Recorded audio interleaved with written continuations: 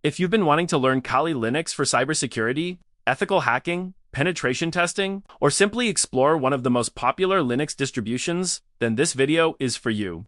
In this tutorial, I'll show you step-by-step how to install Kali Linux on VMware Workstation. Running Kali Linux inside a virtual machine is one of the safest and easiest ways to get started, because you can use it alongside your existing Windows system without making any changes to your main operating system. We'll cover everything from downloading the Kali Linux image and setting up VMware Workstation to configuring the virtual machine and completing the installation process. By the end of this video, you'll have a fully working Kali Linux virtual machine ready for learning, testing, and practice. So give this video a thumbs up and let's get started installing Kali Linux on VMware Workstation.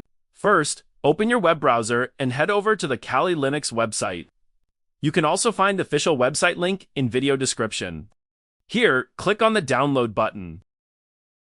Once you're on the downloads page, you'll see several download options available. For this tutorial, we're going to use the installer ISO image instead of the pre-built VMware image. While VMware images can be quicker to set up, they sometimes cause compatibility issues or configuration errors. Under the installer images section, download the 64-bit installer ISO file. While Kali Linux is downloading, make sure you have VMware Workstation installed on your computer. If you don't have it yet, you can download by watching full tutorial on my channel. I will also leave video link in description and first comment. Install it first, then come back to this tutorial. Once the Kali Linux ISO has finished downloading, open VMware Workstation and click on Create a new virtual machine. Select Typical and click Next. Now choose Installer ISO image file. Click Browse and select the Kali Linux ISO file that we just downloaded. After selecting the ISO, click Next. For the guest operating system, select Linux. For the version, you can simply choose Ubuntu 64-bit. Then click Next to continue. Now enter a name for your virtual machine. I'll call mine Kali Linux, but you can use any name you prefer.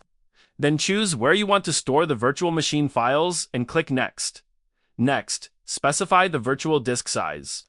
The default value is usually fine, but I recommend allocating at least 50 gigabytes.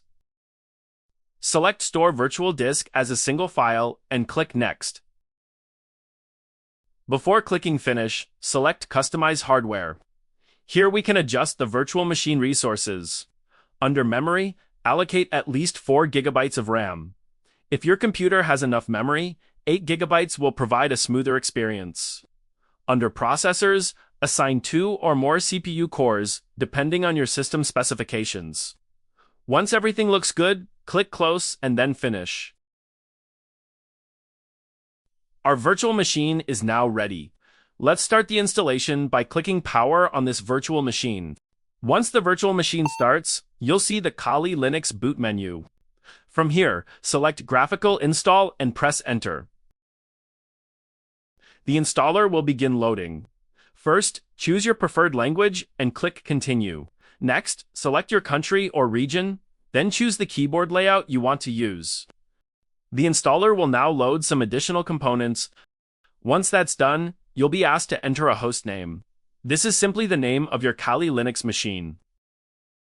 If you're asked for a domain name, you can leave it blank and click Continue. Next, create your user account. Enter your full name and click Continue. Then choose a username that you'll use to log in to Kali Linux, and make sure to remember it. After that, create a strong password and enter it again to confirm. Once everything is filled in, click Continue to move to the next step. Next, we'll configure the disk partitioning. For most users, the easiest option is Guided Use. Entire disk, select it, and click Continue. Now, select the virtual disk and click Continue. On the next screen, choose All Files in one partition, which is recommended for new users. Review the partition summary, then select Finish Partitioning and write changes to disk. When asked for confirmation, select Yes, and click Continue to start the installation. Kali Linux will now begin copying files and installing the system.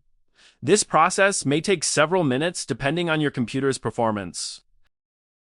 After the base system installation is complete, you'll reach the software selection screen. For most users, I recommend leaving the default options selected and choosing Xfce as the desktop environment. Xfce is lightweight, fast, and is the default desktop used by Kali Linux.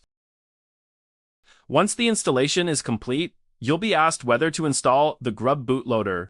Select Yes, choose the available virtual disk, and continue.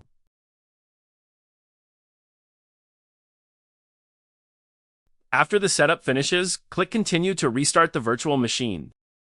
After the reboot, Kali Linux will load and you'll be presented with the login screen. Enter the username and password that you created earlier during the installation process to sign in. After signing in, you'll arrive at the Kali Linux desktop. And that's it. We have successfully installed Kali Linux on VMware Workstation. If you found this tutorial helpful, don't forget to leave a like and subscribe to the channel. It really helps support the content and allows me to create more tutorials like this. Thanks for watching, and I'll see you in the next video.